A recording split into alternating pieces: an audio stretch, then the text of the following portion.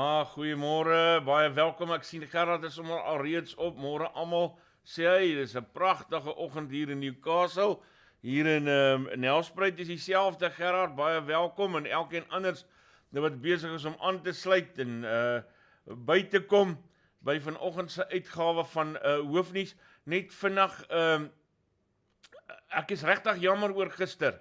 Dit was Jaco was in die wildtuin gewees en sy rekenaar wou nie werk nie en toe moes ons nou na sy foon toe gaan en daar het dit toe nou alle beplanninge, alle planne B's en C's en D's deur mekaar gekrap. So regtig asseblief my groot verskoning.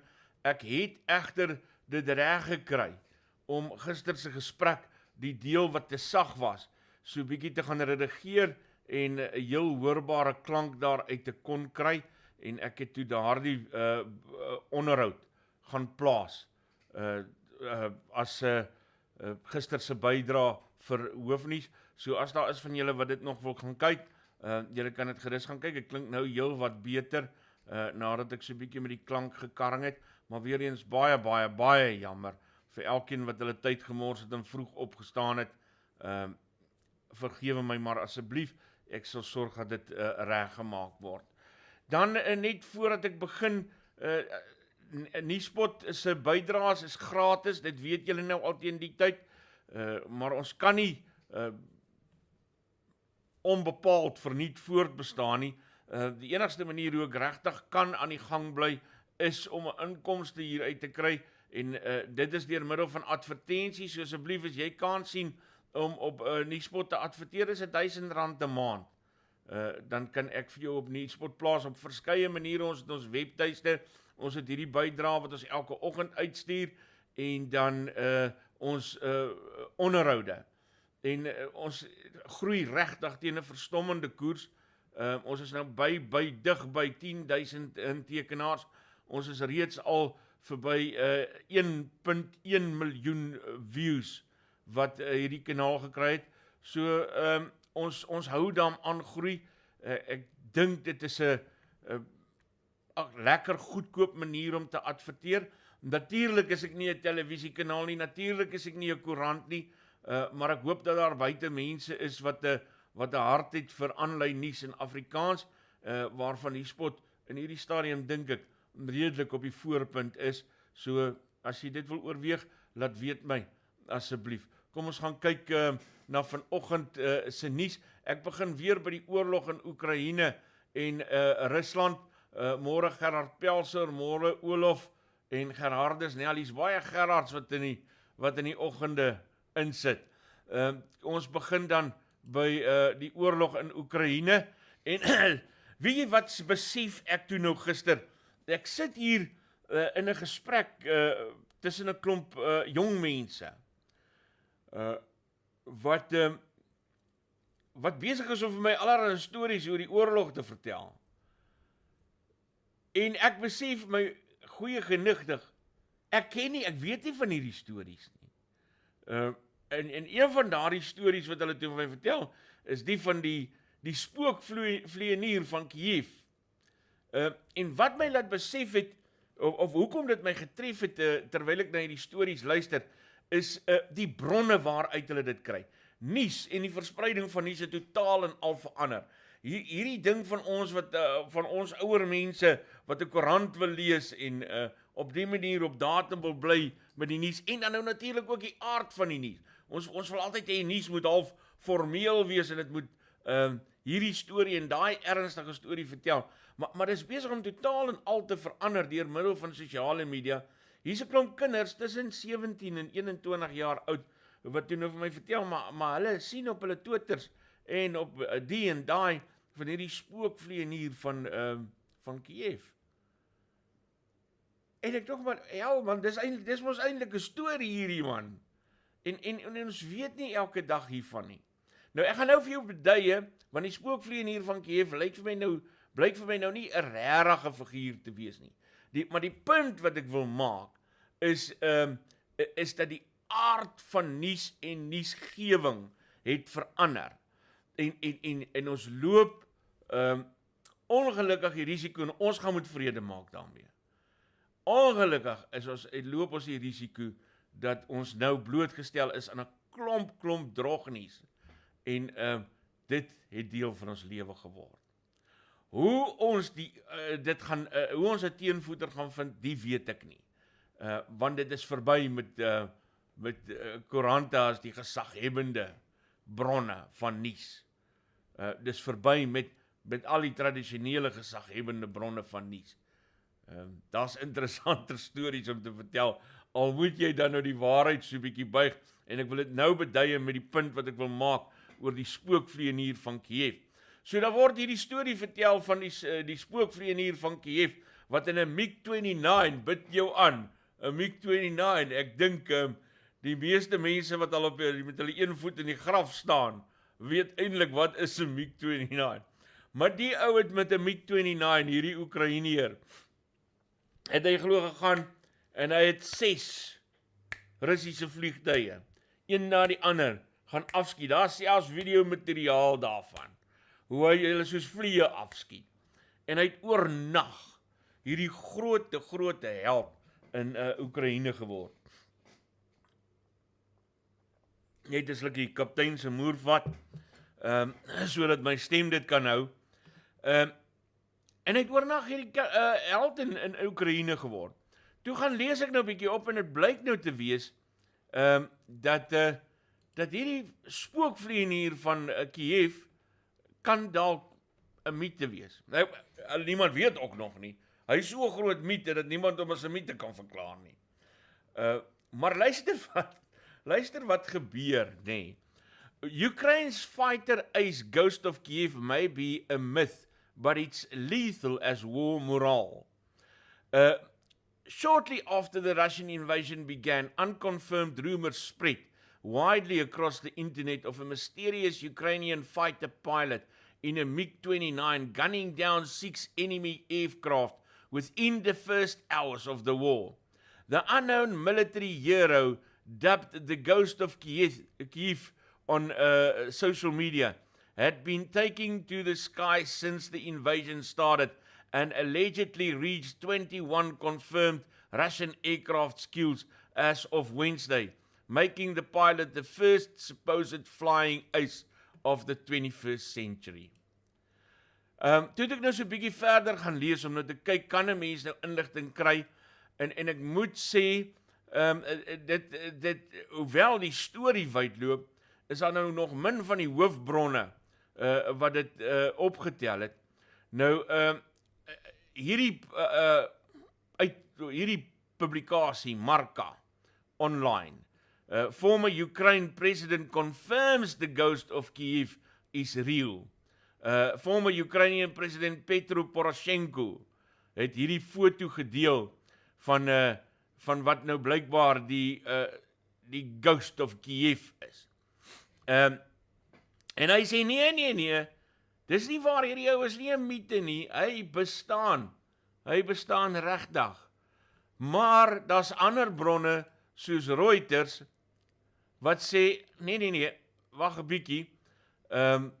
Kom ons gaan kyk net, Sam Hyde, 'n komediant word verbind aan hierdie vlieënier van Kiëf. dit raak net maller. Posts claiming that the so-called Ghost of Kiëf is American comedian Sam Hyde have been taken seriously by some on social media. So nou vat die storie alweer 'n ander draai, wat ook nie die waarheid is nie. En dan is hierdie bron, Kotaku, Ghost of Kiëf fighter pilot blowing up Russian aircraft in trending clip, actually from a video game. So, hulle het hierdie video insetsel, wat hulle speel, van hierdie vliegtuig, wat heen en weer vlieg en almal afskiet. Maar dit kom blykbaar uit 'n videospeletjie uit. So, op die oomblik weet ek dit.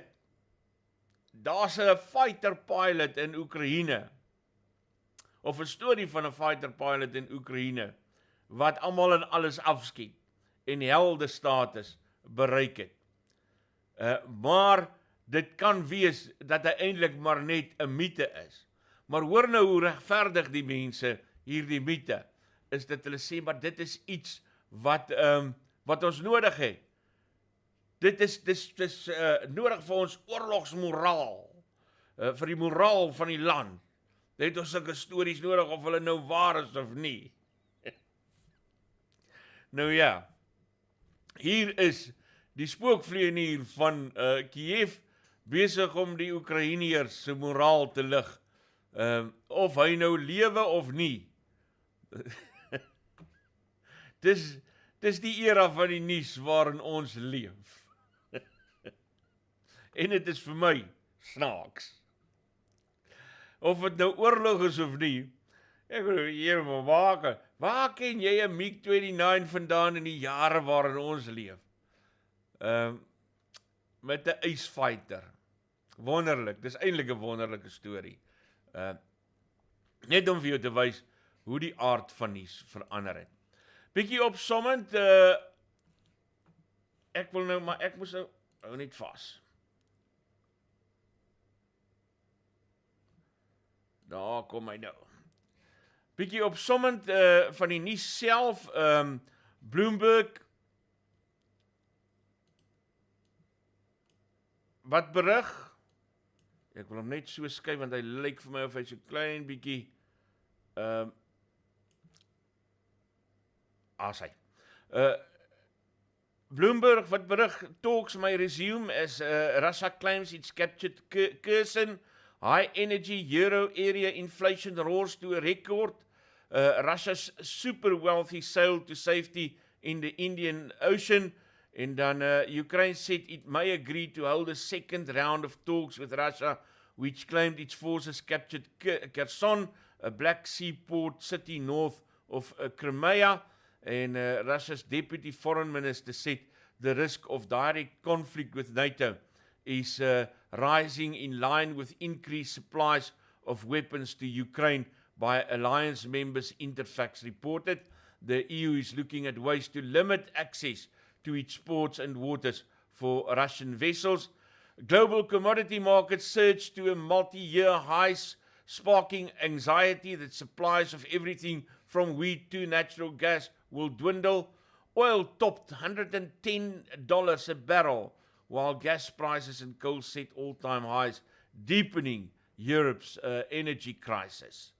And then some 88% of Ukrainians believe they'll repel the invasion, a poll showed. 4 out of 5 said they were ready to take up arms to defend their country, up from 3 in 5 in 2020. En dan Boeing sê, hulle gaan hulle hoof aktiwiteite in Rusland opskort en hulle personeel daar tydelik beperk. Airbus followed suit, saying a center that employs 200 Russian engineers will be put on hold. Russia's main stock exchange was mothballed for a third day. The government was due to make a payment on ruble bonds today, an official said, but it's unclear how foreigners can get their money after currency transfers were banned. Dis Bloomberg wat so vir ons laat weet.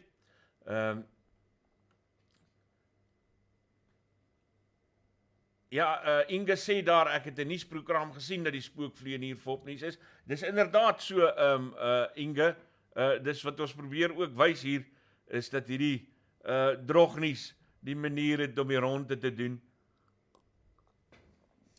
Môre Leslie en Melinda en Willem, en dan Just Janse sê, Wolhaar stories is volop, groot op MSM, maar nog groter op social media. En dan net gou nog 'n stukkie hier van Bloomberg af.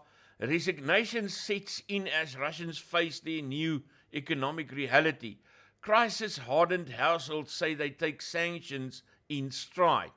People withdrew $14 billion in one day after Putin ordered attack. En dan gaan dit oor Russiese verbruikers wat gespring het en die banke gaan leegtrek het. Russian consumers are more resigned and panicked as they are forced to adapt to a new way of life in an economy the rest of the world is seeking to financially devastate for President Vladimir Putin's invasion of Ukraine. Ek sien Morning Shot Ek moet nog daai stukkie gaan kyk van hulle, en het lyk vir my uit 'n reeks daaroor, wat sê dat Rusland al klaar on the sideline ekonomie gebou het.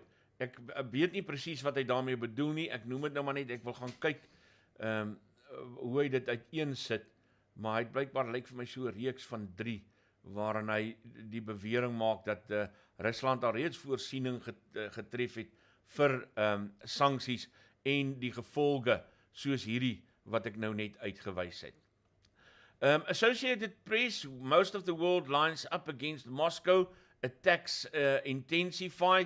Most of the world lined up against Moscow in the United Nations on Wednesday to demand it withdraw from Ukraine as Russian forces renewed their bombardment of the country's second biggest city and besieged its strategic ports. Russia reported its military casualties for the first time since the invasion began last week, saying nearly 500 of its troops had been killed and almost 1,600 wounded. Ukraine insisted Russia's losses were far higher, but did not immediately disclose its own casualties.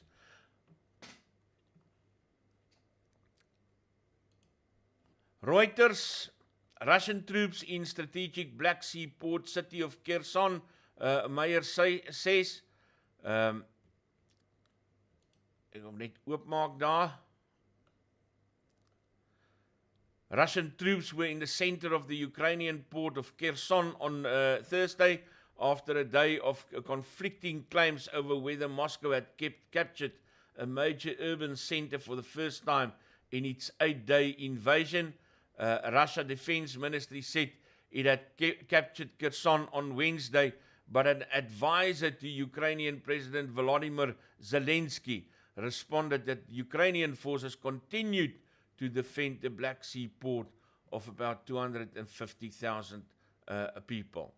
The Spectator's opsomming van die nuus van die dag. Boris Johnson accused Vladimir Putin of committing war crimes in Ukraine as he agreed in a call with Zelensky that sanctions against the Russian regime must go further. More than 2,000 Ukrainian civilians have been killed so far in the conflict. The country's emergency services said the Russian government claimed 498 of its troops have died. Russian authorities have been cracking down on an independent media outlets which are refusing to follow the government line on the war, with a radio station being taken off air and police seizing copies of local newspapers critical of the invasion. The UN General Assembly voted overwhelmingly to condemn the Russian action in Ukraine, with 141 countries backing a non-binding motion. Just 5 countries, including Russia, voted against. En Suid-Afrika, wat buite stemming gebly het, ek weet baie mense oordeel Suid-Afrika daaroor. Maar dit is ook nou 'n werklikheid dat ons deel is van die BRICS lande en dat dit vir ons ekonomiese gevolge kan inhou. So ek dink dit is 'n moeilike situasie nou om vir 'n oomblik dalk net billik te wees teenoor die regering. Ek weet nie of dit regtig so lamsakkig is as wat party mense dit wil uitmaak dat ons nou niks sê nie. Want weer eens, ek is nie onbewus van die verskriklikhede van 'n oorlog nie, en natuurlik lê my simpatie by onskuldige mense wat daardeur geraak word. Maar ek dink ons is soms baie skynheilig oor dinge soos oorlog. As ons nou ewe skielik wil maak asof 'n oorlog 'n onaanvaarbare manier is om 'n ding te doen. Ek en jy ek weet nie of ons regtig genoeg inside info het om te verstaan wat besig is om daar te gebeur nie. En dis wêreldwyd daar's 'n baie groot rol wat die Weste byvoorbeeld ook hierin speel. En dit het Jaco gister ook vir ons bevestig. As om net almal te gaan pinpoint en te oordeel. So ek dink daarom ek wil so klein bietjie simpatie vir die Suid-Afrikaanse regering uitspreek. Dit moet moeilik Want as ek reg onthou, het Vladimir Putin vir Cyril Ramaphosa herinner aan hulle bystand in die stryd teen apartheid. Dit is baie subtiel gedoen. Nou, die oligarch Roman Abramovich, Labour leader Sir Keir Starmer demanded that Russian billionaire Roman Abramovich face sanctions and claimed that Putin thinks that we are too corrupted to do the right thing.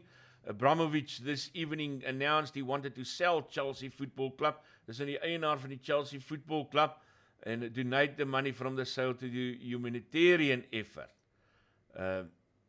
So hy is mos nou uit Engeland uit verban vir 'n onbepaalde tydperk en nou sien ek hy is besig om van sy belange daar ontslae te raak, onder meer die Chelsea sokkerklub en die geld dan nou vir een of ander humanitêre organisasie te bewillig.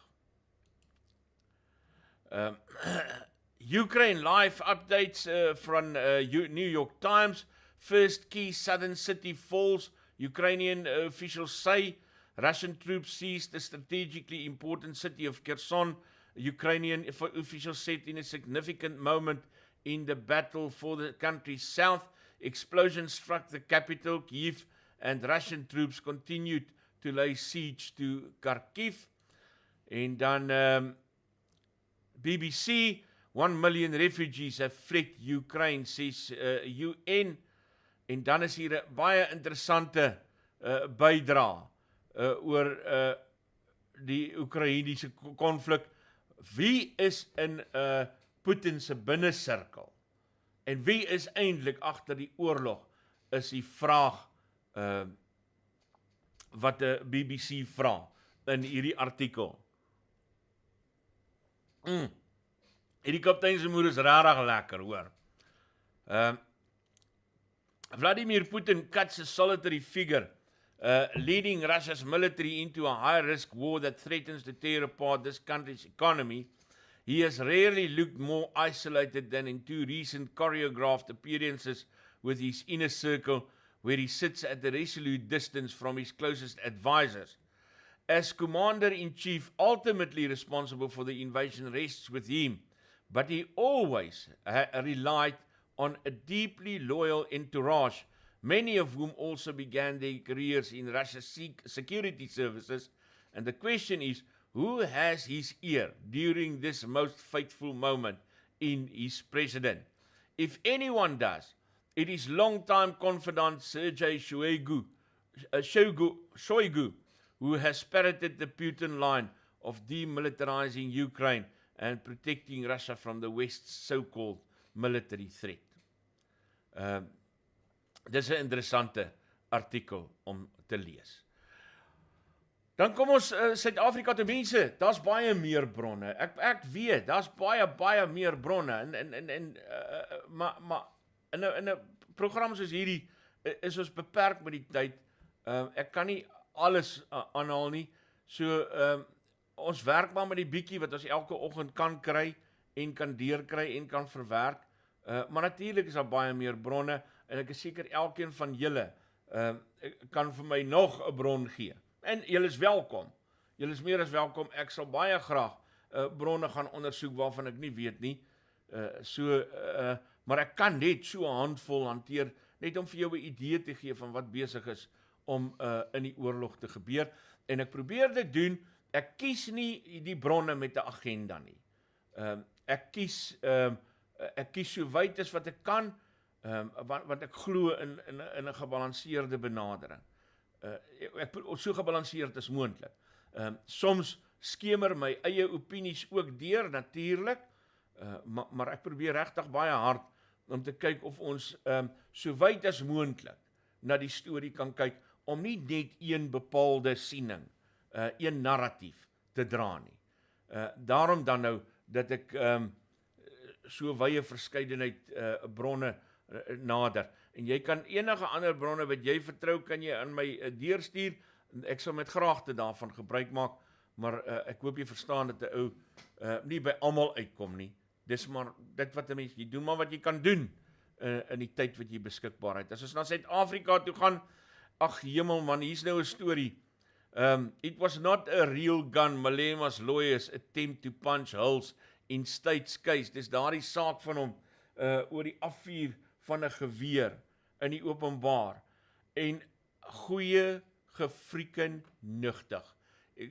Wil jy dit oorvertel? Ek sien Richard Spoor is net so ontstel. Hy sê op Twitter, it was a toy gun, says Julius. Seriously, dude, take responsibility for what you did. It's one thing to put the state to the proof of their case. It's another thing to flat out lie. Now everyone knows that you are both a liar and a coward. En weet jy wat nie, dit ontstel eintlik vir my verskriklik hierdie ding met Julius Malema. As jy ook gaan luister na hom in die saak oor die oor die sing van daardie lied, Kill the Boer, Kill the Farmer, die manier hoe hy woorde manipuleer en plooi. En dit klink net al hoe meer bekend, hierdie tipe goeters is, hoe op dese aarde hulle dink, 'n slim mens, 'n intelligente mens, kan op die manier, mag op die manier, die reg, en die regstelsel, en alles waarvoor ons staan, defy, minag, want dis 'n minagting van ons reg. Dis 'n absolute minagting, en dit word toegelaat, dat 'n freaking kluit in 'n hof kan gaan staan en gaan sê, dis 'n speelgoedgeweer, en die patroondoppies wat daar gelê het, kon dalk al 'n maand gelede daar geval het. Wat 'n absolute minagting. En weet jy wat, dis nie net Julius Malema nie, die hele damn lot doen dit. Gwedi Mantashe, as hy voor die Zondo-kommissie sit, en sê, I forgot, I cannot remember if I have driven a red bakkie. Hoe weet jy nie of jy 'n rooi bakkie gery het nie? Hoe sê jy, hoe minag jy dit alles so? Cyril Ramaphosa, die blerrie selle. Ek het altyd gedink, dis 'n smart ou die, en dan sit hy daar voor daai Zondo-kommissie, en hy sê, ek is verbaas. Hulle plooi die jou. Hoe weet jy 'n ou lieg? As hy vir jou 'n alternatief bied. Dis soos hulle doen dit almal, as hulle uitgevang word, en daarop gewys word, dan vertel hulle hierdie ongelooflike storie, soos dis 'n speelgoedgeweer. Maar weet jy wat, laat ek net gou vir jou sê, dit is moontlik dat daai cool doppies dalk vroeër daar kon gelê het. As 'n ou dit doen, dan weet jy, hy freaking lieg deur sy tande.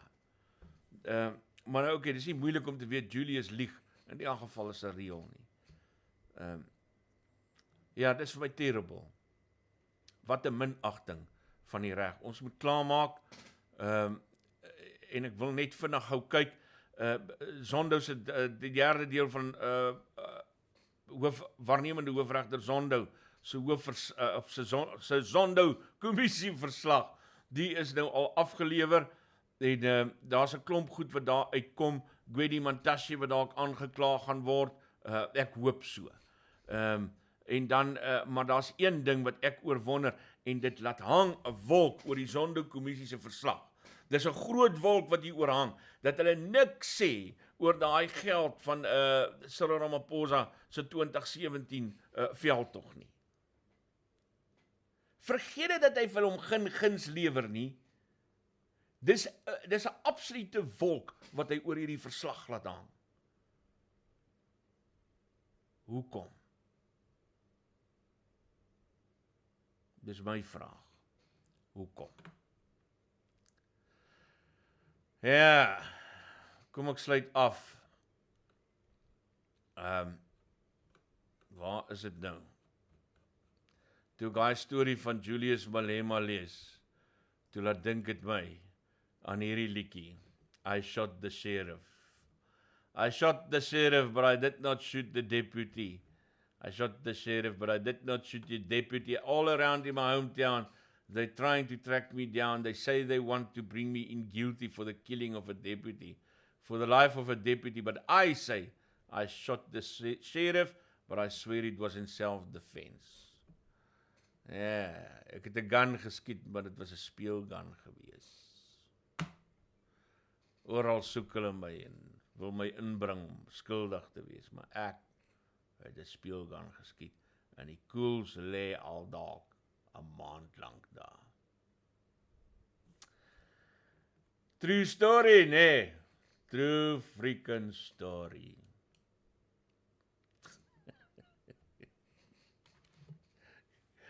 This is South Africa for you. Never a dull moment. Mense, dit het tyd geword om te groet, anders gaan 'n mens te lank aan. Dankie dat julle elke oggend luister. Asseblief gaan like ons bydraes. Like dit kwaai asseblief. En subscribe, asseblief subscribe. Ek is baie naby aan 10,000 intekenaars. As jy vanoggend luister en jy is nog nie ingeskryf, jy gaan asseblief gaan doen dit. En gaan besoek asseblief ons webtuiste. Kom ek gaan wys jou. www.nuuspod.com. Dis so maklik soos dit. En daar is jy op ons webtuiste. Ons het 'n heerlike onderhoud met Victor Matfield. Teresa het dit vir ons gedoen. En op die manier kom jy ook maklik by ons ander bydraes uit. Ons het daai gesprekke met Davie Rood en met Roelof Botha oor die begroting waarna jy ook nog kan gaan luister en talle ander bydraes. Gaan sluit aan asseblief en raak ingelig vanuit ons hoekie van die wêreld uit. Dis maar so 'n kleintjie, maar dit help ons daarom om ingelig te bly. Daar's talle ander. Jy moet 'n lekker dag hê. Dis môre Vrydag, dis amper naweek. Wees lief vir jou mense. Tjorts, alle heil en seën en steek hom stinkie.